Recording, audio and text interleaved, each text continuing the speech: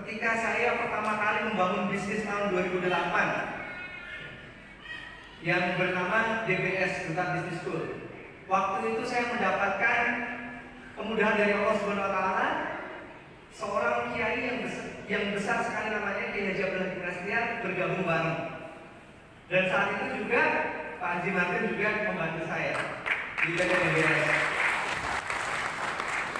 Dan luar biasa sekali, berkembang dengan sangat pesat sekali sampai 1 tahun itu omsetnya tembus 3 triliun setahun. Ngeri apa ngeri? Ngeri Pak. Dan saya itu pegang dana uang saldo pulsa orang itu kan, saya menjadi salah satu penjual pulsa terbesar di Indonesia saat itu. Sampai dipanggil Metro TV dan lain sebagainya, ditanyain anak muda umur 24 tahun, bagaimana nih saldo rekeningnya ratusan miliar, saldo rekening saya ratusan miliar, saldo rendah, perputarannya 3 triliun Pak. Itu kalau orang nggak tarik godaan di bawah kabel bisa nggak Pak? Bisa. Tetapi saya nggak nyentuh Pak, nggak nyentuh sama sekali.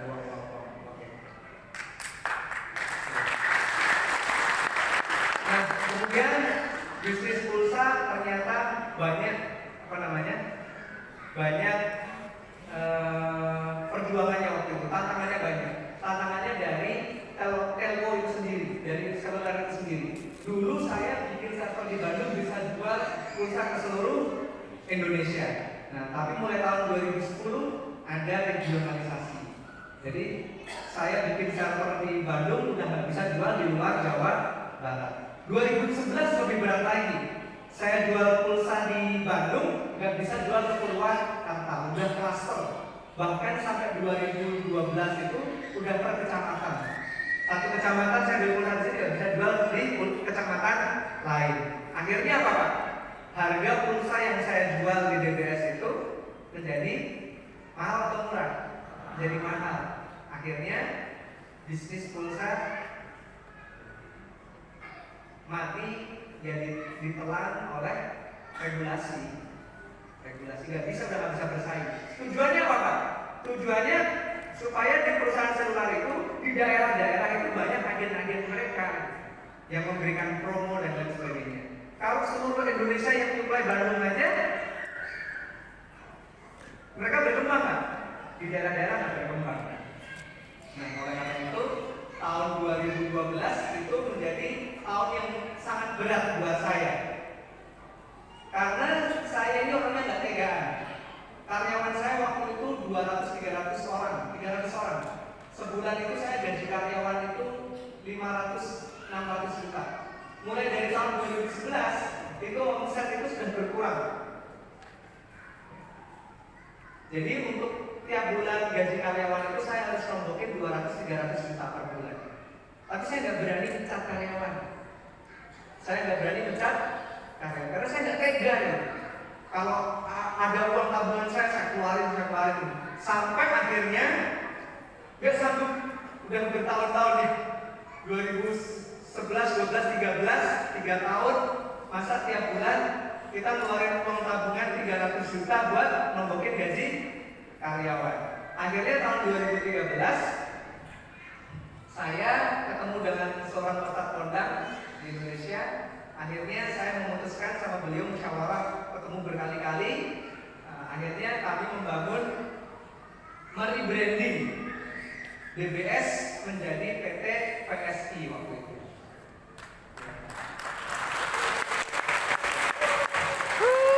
Dengan modal 100% dari saya.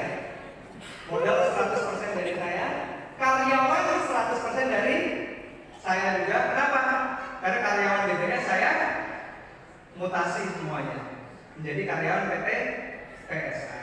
Kenapa? Karena saya berpikir terus bagaimana karyawan saya ini, bagaimana mereka masih bisa dapat gaji untuk anak keluarga semuanya. Itu yang saya pikirkan terus.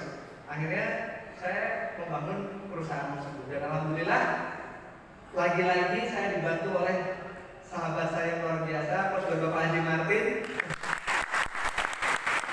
Di perusahaan tersebut juga 2013 beliau juga membantu saya di perusahaan tersebut. Nah, sehingga di perusahaan itu berkembang luar biasa. Baru beberapa bulan pertama aja waktu itu omsetnya sudah menembus 50 miliar di bulan-bulan pertama, luar biasa.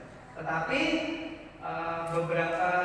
beberapa tahun kemudian, nah ini yang saya kurang apa yang namanya ya, tapi semuanya saya jelaskan.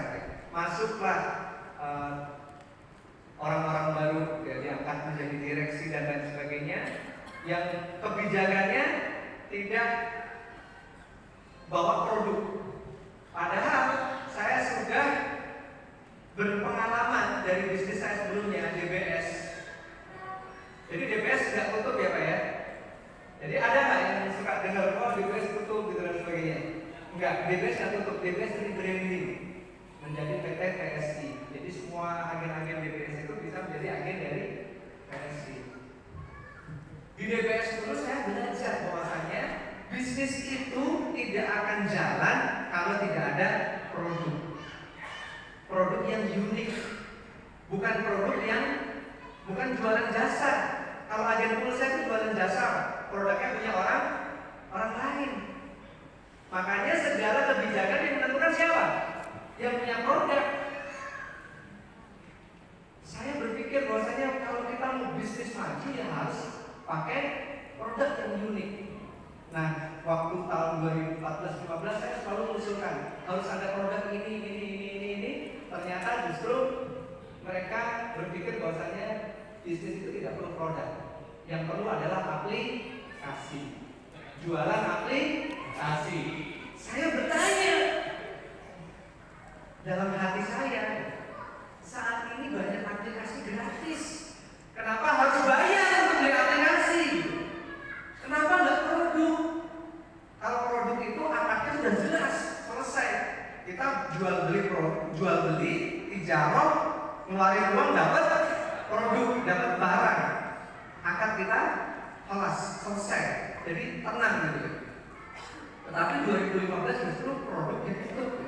Nah saat itu pertentangan batin saya, wah kalau kayak gini saya nggak nyaman lah gitu ya. Masa kita ngambilin duit orang gitu kan? Meskipun hanya 300.000, 350.000, tapi kali sekian juta orang nggak dikasih produk, ya udah saya mundur aja deh. Saya lepaskan semua saham saya, 90% saham saya sedekahkan. 90% saham saya sedekahkan ke pondok pesantren beliau. 100%. Saya nggak terima uang sepeser pun. Saya sedekahkan semuanya. Dan dari situlah saya merasa bahwasanya saya harus berprestasi. Makanya tahun 2017 saya riset bangun produk. Akhirnya alhamdulillah Allah memberikan kemudahan dari acara SLC 2017 mulai pertama bikin acara SLC. Nah dari acara SLC itu beberapa bulan kemudian yang tadinya saya masih menjual produk aditif bahan bakar berbentuk cairan, Allah memberikan ilham bahwasanya produk ini bisa kita bikin menjadi padat. Karena jualan cairan itu sulit. Saya jual aditif bahan bakar cairan dari tahun 2014 sampai 2017 tidak laku.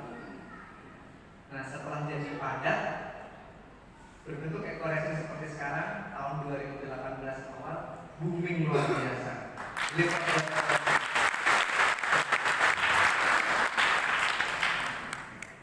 Jadi perjalanannya seperti itu Bapak